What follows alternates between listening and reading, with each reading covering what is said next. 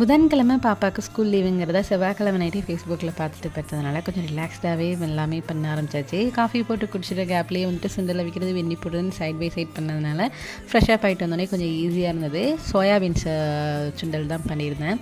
Husband out ஸ்டேஷனுங்கனால எனக்கும் பாப்பா மட்டும் தான் பிரேக்ஃபாஸ்ட்டுங்கனால பச்சை வெங்காய சட்னி தான் பண்ணியிருந்தேன். ஏன்னா அவங்களுக்கு வந்துட்டு என்னதுன்னா பச்சை வெங்காய சட்னி பிடிக்காது, அவங்களுக்கு வதக்கி தான் அரைக்கணும்.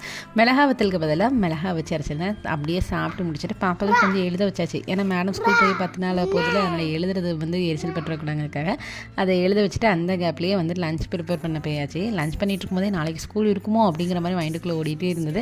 அதுக்குள்ளே ஜெப்டோவில் போட்டிருந்த ஆர்டரும் வந்துருச்சு. ஏன்னா கன்ஃபார்மாக ஸ்கூல் இருக்குங்கிற மாதிரி மனசுக்குள்ளே தோணிகிட்டே இருந்தது. அந்த கேப்லேயே அவரைக்காய் பொரியல் அப்புறம் குதிரைவாளி அரிசியில் வந்து சாப்பாடும் பண்ணியாச்சு.